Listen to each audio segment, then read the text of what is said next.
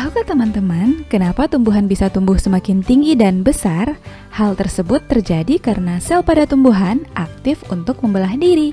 Sel-sel tersebut akan berkumpul dalam jumlah banyak dengan bentuk, fungsi, dan sifat yang sama sehingga menjadi sebuah jaringan. Lalu, apa sajakah jenis jaringan pada tumbuhan yang membuat tumbuhan menjadi besar dan tinggi?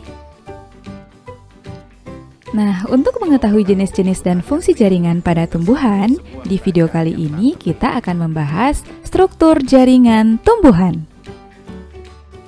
Jadi, jaringan tumbuhan merupakan gabungan sel pada tumbuhan yang mempunyai bentuk, struktur, dan fungsi yang sama. Berdasarkan tipe dan fungsinya, jaringan pada tumbuhan terbagi dua, jaringan meristem dan jaringan dewasa. Yuk kita bahas satu persatu. Jaringan meristem merupakan jaringan yang aktif membelah dan belum mengalami diferensiasi. Jaringan meristem memiliki dinding sel yang tipis, nukleus yang besar, bersitoplasma padat, vakula kecil bahkan hampir tidak ada, dan selnya tidak menyimpan cadangan makanan. Jaringan meristem ini memiliki sifat totipotensi yang tinggi, yaitu kemampuan sel untuk tumbuh dan berkembang menjadi individu lengkap seperti induknya. Berdasarkan asalnya, jaringan meristem tumbuhan terdiri dari meristem primer dan meristem sekunder. Meristem primer merupakan jaringan muda yang berasal dari sel-sel embrionik, terdapat pada ujung batang dan akar, sehingga dapat membuat akar dan batang bertambah panjang. Sedangkan meristem sekunder berasal dari jaringan dewasa yang berhenti tumbuh tetapi menjadi embrional kembali, terdiri dari kambium yang terdapat pada akar dan batang dan kambium gabus yang ada pada kulit batang dan dapat menjadikan tumbuhan bertambah besar dan lebar. Berdasarkan letaknya, jaringan meristem dibedakan menjadi meristem yang terdapat pada ujung batang dan akar merupakan meristem apikal sehingga akar bertambah panjang dan batang bertambah tinggi. Meristem yang terdapat di antara jaringan dewasa dan pangkal ruas batang disebut meristem interkalar menyebabkan ruas pada batang semakin panjang, dan meristem yang terletak sejajar dengan bagian permukaan organ merupakan meristem lateral. Meristem apikal berasal dari promeristem atau tunas apikal. Meristem interkalar pada ruas-ruas batang memiliki bagian-bagian berikut: epidermis, kambium ke arah dalam membentuk xilem, sedangkan ke arah luar membentuk floem. Juga terdapat kambium vaskuler atau kambium gabus pada bagian luar yang menyebabkan antar ruas batang menjadi semakin panjang, seperti pada ruas bambu. Meristem lateral pada bagian batang juga memiliki kambium vaskuler dan kambium yang membentuk xilem dan floem, sehingga batang menjadi bertambah besar. Selain itu, juga terdapat akar lateral atau akar cabang yang tumbuh untuk memperluas area akar. Dan teman-teman, inilah catatan untuk bagian-bagian jaringan meristem yang terdiri dari meristem apikal, meristem interkalar, dan meristem lateral. Bisa dipahami ya? Jaringan berikutnya adalah jaringan dewasa. Jaringan dewasa merupakan jaringan yang selnya sudah berhenti membelah dan mengalami diferensiasi. Jaringan dewasa memiliki sel yang relatif besar, kadang-kadang selnya sudah mati dan terdapat ruang antar sel, dinding sel mengalami penebalan, vakulanya besar, dan sitoplasmanya sedikit. Berdasarkan fungsinya, jaringan dewasa dibedakan menjadi 4 jenis. Pertama, jaringan pelindung terdiri dari jaringan epidermis dan jaringan gabus. Kedua, jaringan dasar, contohnya jaringan parenkim. Berikutnya, jaringan penguat berupa jaringan kolenkim dan sklerenkim. Dan terakhir, jaringan pengangkut terdiri dari xilem dan floem. Yuk kita bahas lebih lanjut. Kita mulai dari jaringan pelindung, epidermis. Jaringan ini terletak di bagian paling luar yang menutupi permukaan tubuh tumbuhan. Terdiri atas satu lapis sel yang tersusun rapat tanpa ada ruang antar sel. Selnya merupakan sel hidup tanpa klorofil. Jaringan epidermis ini berfungsi sebagai pelindung, menyerap air dan mineral, dan menyekresikan lapisan lilin atau kutikula yang bisa mencegah evaporasi pada batang dan daun. Sebagian sel epidermis berkembang menjadi alat tambahan yang disebut derivat epidermis. Bentuk-bentuk derivat epidermis pada tumbuhan antara lain stomata atau mulut daun yang berfungsi untuk pertukaran gas, trikoma yang berupa rambut sisik, contohnya pada bagian bawah daun durian, sel kipas atau buliform, contohnya pada daun padi, gunanya untuk menyimpan air dan mengurangi penguapan, spina yang berupa duri, contohnya pada batang bougainville, filamen yang terdapat pada epidermis akar gantung tumbuhan berfungsi untuk menimbun air yang diperolehnya dan mengikat oksigen seperti pada tanaman anggrek, dan sel kresik yang menyebabkan batang menjadi keras, contohnya pada tebu.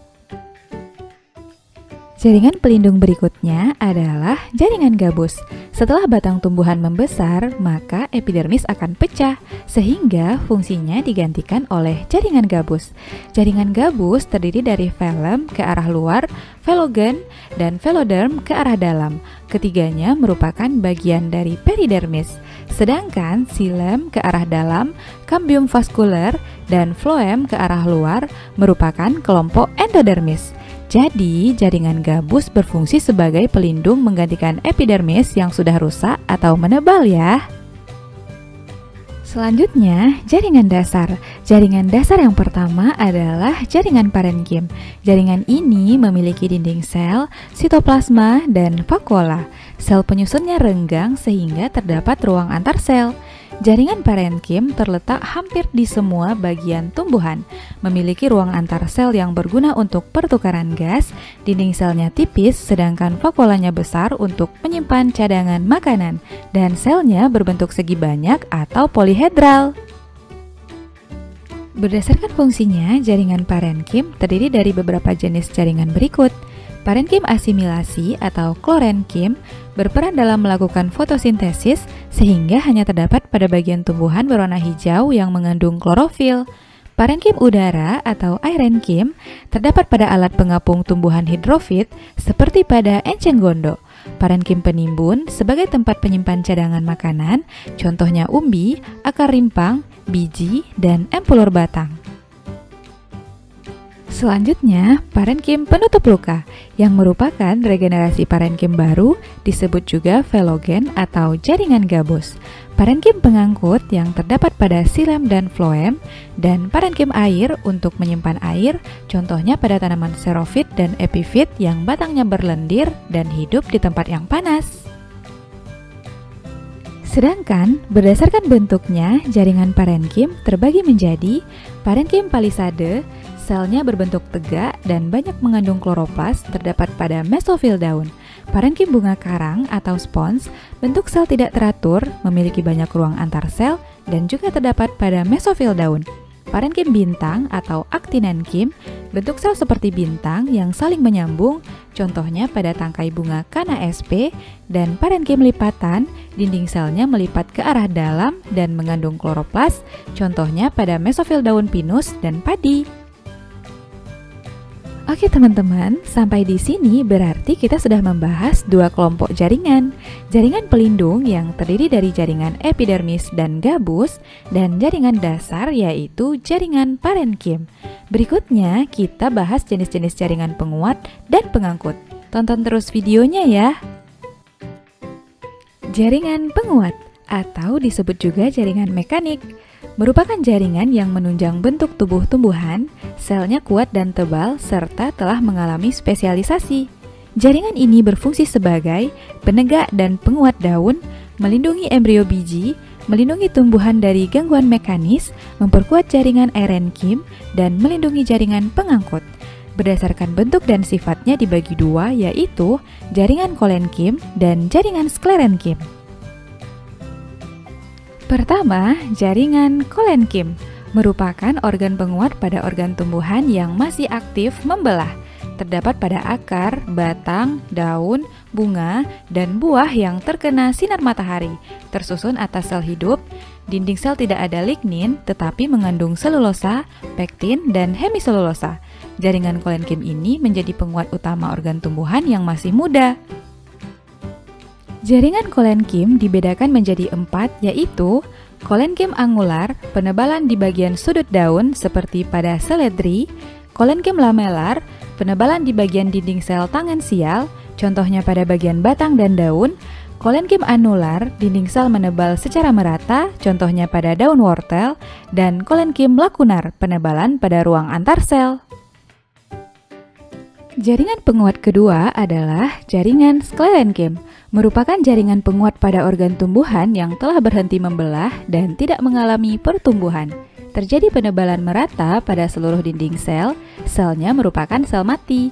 Dinding sekunder tebal dan disusun oleh lignin, terdiri dari serabut sklerenkim dan sklereid atau sel batu.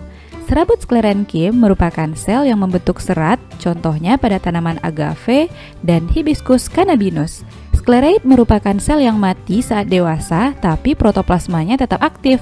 Contohnya adalah buah pir, kulit kacang, daun dan kulit biji dikotil, dan batok kelapa. Kelompok jaringan berikutnya adalah jaringan pengangkut.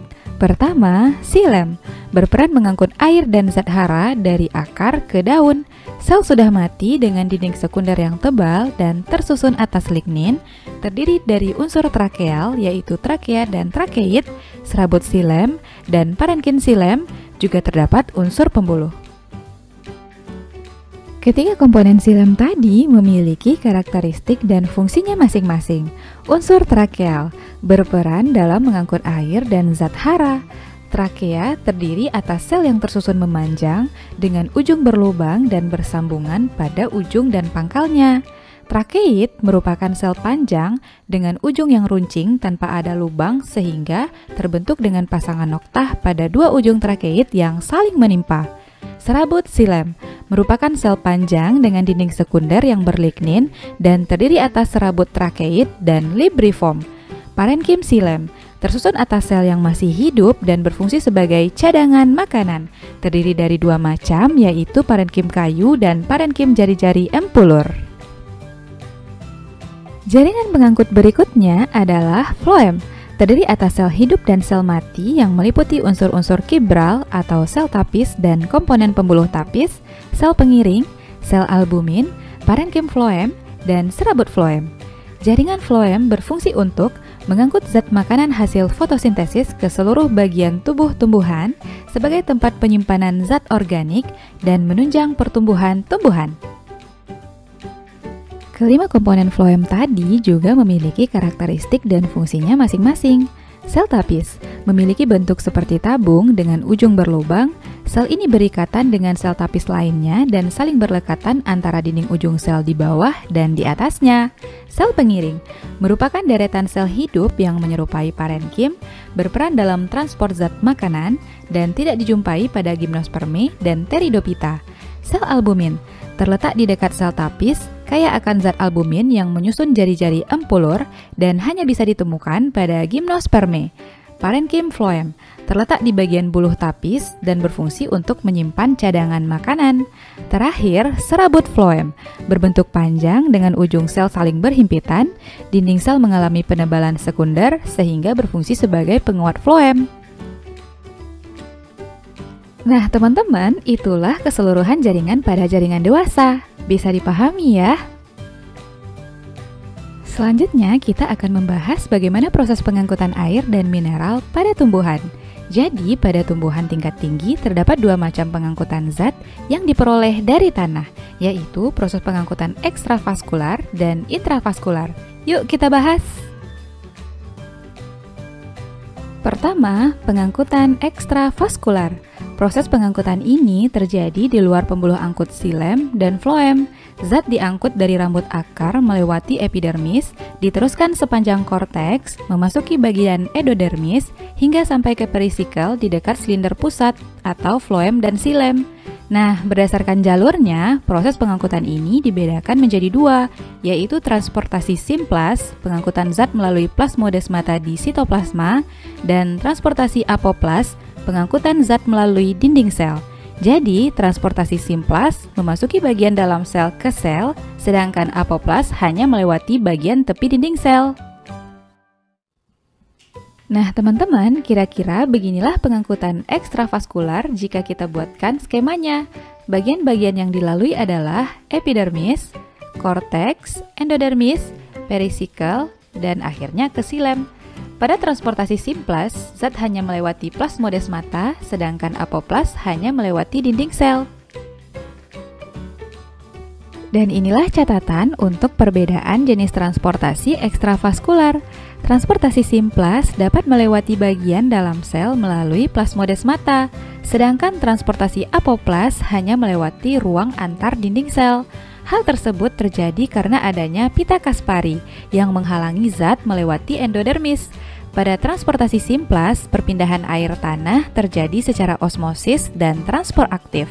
Sedangkan transportasi apoplas, air dari tanah diserap akar melalui proses difusi dan transport pasif.